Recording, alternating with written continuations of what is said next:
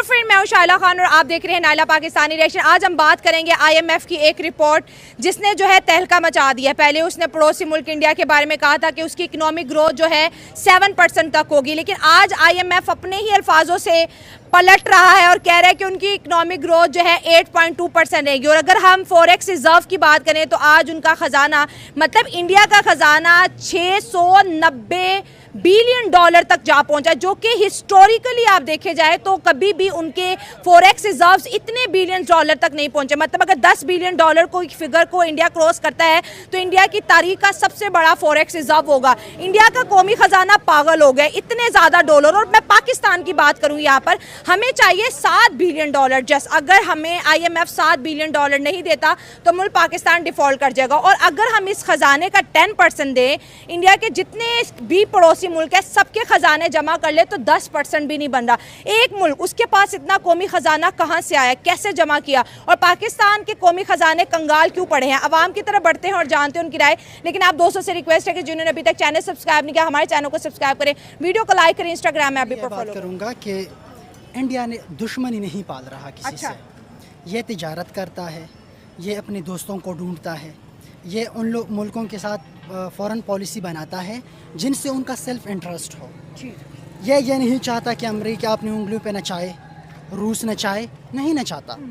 अगर उनको अमेरिका से कुछ मिलता है तो इंडिया उधर उस तरफ जाता है, अगर उनको रशिया की तरफ से मिलता है तो उधर चला जाता है। अब इसको देखो कि अगर पाकिस्तान या इंडिया के साथ तिजारत करना शुरू करें, इमेजिन करो अगर उनका खजाना पागल हो रहा है तो हमारा भी होगा। हाँ, बॉर्डर से आर पार चीजें जहाँ ठीक है, तिजारत होगी हमारी, ये हमारा खजाना भी बढ़ सकता है। ठीक है। दूसरी बात, वो आईटी में इन्वेस्ट कर रहे हैं, हम किस में इन्वेस्ट कर रहे हैं पता है आपको? किस में? वेपन्स में इन्वेस्ट कर रहे हैं, लोगों को एक्सट्रीमिस्ट बना रहे हैं। मजहबी एक्सट्रीमिस्ट, मजहबी बना लो, सोशल बना लो, कल्चरल बना लो, कुछ भी। हम सारे एक्सट्रीमिस्ट है। You can say that might be an religious point of view और कल्चरल और एथनिक लेवल। एथनिक लेवल का कितना एक्सट्रीमिज्म है पाकिस्तान में? किसी भी एथिक्स ही नहीं है। सही बात है, करेक्ट हो गया। हाँ, तो मेरे ख्याल में इंडिया जो आजकल इन्वेस्ट कर रहा है, आईटी के अंदर इन्वेस्ट कर रहा है। आपको पता है, मैं आपको एक और फिगर आपको बता दूं क्या, कि सऊदी अरबिया पेट्रोल से इतना पैसा नहीं कमाता जितना इंडिया आईटी से कमाता है। इतना प्रोडक्ट वो आईटी का बाहर बेचते हैं। हाँ। और उनसे वो कमाते हैं। हम पता नहीं असलहों में इन्वेस्ट करते हैं, झगड़ों में इन्वेस्ट करते हैं, जिसका कोई फ्यूचर भी नहीं है। फ्यूचर नहीं है, आपका कोई फ्यूचर नहीं है। आप माशी खुशहाली का सोच भी नहीं सकते। माशी खुशहाली विल रिमेन अ ड्रीम। आधे से ज्यादा लोग मेंटल हो गए इस पाकिस्तान में, ये रिपोर्ट आई हुई है। डिप्रेशन का शिकार हो चुके हैं। मेंटल क्यों हो गए? हाँ। उनकी ज़रूरियात नहीं पूरे हो रहे। कोई बिजली का बिल नहीं अदा कर सकता, कोई गैस का बिल अदा नहीं कर सकता, कोई अस्पताल नहीं जा सकता वो अपना इलाज करवाए, अपने बच्चों को अच्छे स्कूल में नहीं भेज सकता। पाकिस्तान में 3 करोड़ से ज़्यादा बच्चे स्कूल से बाहर हैं। कितनी अफसोस की बात, बहुत अफसोस की बात है। हम एज आ कौम हम उस लेवल पे आ गए हैं कि हमारे अंदर एहसास नहीं रहा, हम दूसरों का नहीं सोचते। अपने बच्चों को इंग्लैंड में पढ़वाया, अमेरिका में पढ़वाया, यूरोप में पढ़वाया, अपने बच्चों को स्कूल तक नहीं। हम दुश्मन के बच्चों को तो पढ़ाते हैं लेकिन अपने बच्चों को नहीं पढ़ाते। हाँ। 3 करोड़ हमारे बाहर है स्कूलों से बच्चे। हाँ। अब इनको अगर आप एक स्किल मुहैया करें, स्किल उनको सिखाए, कोई और इस तरह काम उनको दे, तो इमेजिन करो हमारा कौमी खजाना कितना बढ़ सकता है। सही बात है। लेकिन आईएमएफ भी तो आज इंडिया को एक और खुशखबरी दे गया कि आपकी इकोनॉमिक ग्रोथ आने वाले साल में 7 से नहीं बल्कि 8% से भी ज्यादा बढ़ेगी। जैसे वो दावा कर रहे हैं कि हम जो है दुनिया की 3rd लार्जेस्ट इकोनॉमी बन रहे हैं। आईएमएफ कहते हैं नहीं, ये दूसरी बनेगा। चाइना अमेरिका को टक्कर देगा और इंडिया चाइना की जगह लेने वाला है। मुझे तो लग रहा है कि चाइना की जगह अब इंडिया ले रहा है। हाँ, क्योंकि उनकी इकोनॉमी जिस रफ्तार से बढ़ रही है, चाइना उस तरह नहीं जा रहा। हाँ, बहुत ज़्यादा बढ़ रही है। हाँ। अब ये कह सकते हैं कि आने वाले वक्तों में शायद, अब चाइना की बात हो रही है कि वो सुपर पावर बनने जा रही है, लेकिन मुझे लग रहा है कि शायद इंडिया टेक ओवर करे। चाइना को टेक ओवर कर लेगा। हाँ। उसकी रीज़न क्या है? वो उन चीज़ों में इन्वेस्ट कर रहे हैं जिनसे उनको फ़ायदा मिल रहा है। हम इन चीज़ों में इन्वेस्ट कर रहे हैं जिनसे कुछ मखसूस लोगों का फ़ायदा हो रहा है, मुल्क का नहीं, मखसूस लोगों का फ़ायदा। और जो बाहर प्लेटें बनवाए, बच्चों को पढ़वाए, ज़मीनें ले, अपने मुल्क में अपने लिए बैंकें बनाए, अपने लिए सोसाइटी बनाए, दूसरों को वो अपने शहरी नहीं समझते। तो वो खजाने खाली हो। सर हमारे पास तो 10 बिलियन डॉलर नहीं, मुल्क कह रहे डिफॉल्ट हो अगर IMF ने 7 बिलियन डॉलर ना दिया, और अगर इंडिया के सारे पड़ोसियों के खजाने मिला दीजिए तब भी इंडिया का 10% नहीं बन रहा, इतना खजाना उसके पास आ गया है। बहुत ख़जाना आ गया। उन्होंने इसके लिए सोचा था, हमने सोचा नहीं था कभी। हमने फॉरेन पॉलिसी दूसरों के कहने पे बनाई।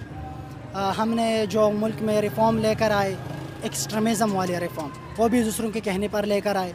हमने अपने लिए कभी नहीं सोचा। हमने ये नहीं सोचा कि हम अगर अफ़गानिस्तान से तिजारत करना शुरू करें हमारे लिए फ़ायदा होगा। हम उनके साथ क्यों लड़ रहे हैं?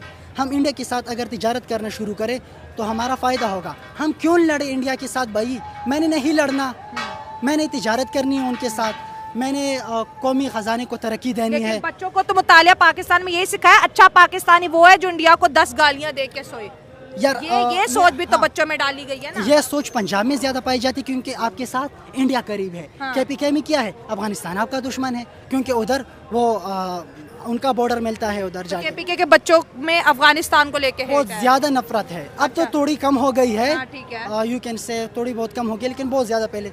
आप यकीन नहीं करोगे कि पंजाब में इतना फायरिंग नहीं होता था जब अफगानिस्तान से हम मैच जीत जाते थे पाकिस्तान, जितना वो KPK में होता था।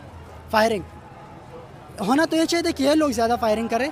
हम तो कल्चर शेयर करते हैं, लैंग्वेज शेयर करते हैं, हिस्ट्री शेयर करते हैं। तो जो पख्तून साइड है उनको, उनके दिलों में इंडिया को लेके नफरत नहीं है। यू कैन से उस लेवल का नहीं है जितना पंजाब का है। पंजाब का बच्चा ज्यादा नफरत करता है। और जितना पंजाब का बच्चा अफगानिस्तान से नफरत करते हैं वो कम है बनिस्बत KPK के बच्चे के। तो ये एक सियासी डिप्लोमेसी से चीज़ें जो है पेनिट्रेट की हुई हैं। ये दुश्मनी हम निभा रहे हैं 78 सालों से इंडिया के साथ, फ़ायदा क्या? चले ये बताएं। उनके तो ख़जाने आज 690 बिलियन डॉलर पे, दुनिया की वर्ल्ड इकोनॉमी IT का आपने बता दिया कि सऊदी अरब को भी पीछे छोड़ गए। उनकी डिप्लोमेसी की यूरोप के अंदर तारीफ़ें हो रही हैं। उन्होंने तो सब हासिल कर लिया, अंग्रेज़ को भी निकाल दिया, पाकिस्तान भी उन्होंने दे दिया, और आज भी वो एक बेटर पोजीशन पे है। हाँ बिल्कुल, इंडिया तरक्की कर रहा है। उसकी वजह यह है कि वो पॉलिसी अपने हक में बना रहे हैं, मुल्क के हक में, मुल्क के हक में, चंद लोगों के हक में नहीं, चंद इंस्टीट्यूशन के हक में नहीं। पाकिस्तान में अगर आप कह रहे हैं कि हम इंडिया से दुश्मनी क्यों पाल रहे हैं, अगर हम दोस्ती करें तो आपको क्या लगेगा? दिफा का बजट इतना होगा? फिर डेफिनेटली वो लोगों की डेवलपमेंट पे लगेगा, ह्यूमन रिसोर्सेज डेवलपमेंट पे लगेगा, एजुकेशन पे लगेगा, एम्प्लॉयमेंट पे लगेगा, हस्पताल में लगेगा। आपको एक और चीज़ बताता चलूं, क्लाइमेट चेंज जो है। हाँ, क्लाइमेट चेंज। इधर आपसे ट्रैफिक वाले पैसे लेते हैं कि आपने हेलमेट नहीं पहना, लेकिन ट्रैफिक वालों को यह ख्याल नहीं आया कि एक 50-65 साल की पुरानी गाड़ी है, उसे धुआं निकल रहा है, वो मेरे सेहत फेफड़ों को ख़राब कर रही है, आम आवाम की। उनको यह ख्याल नहीं आया कि हम ये कंट्रोल करेंगे, लेकिन हेलमेट पे आपको चालान दे देते हैं, उनको चालान नहीं देते।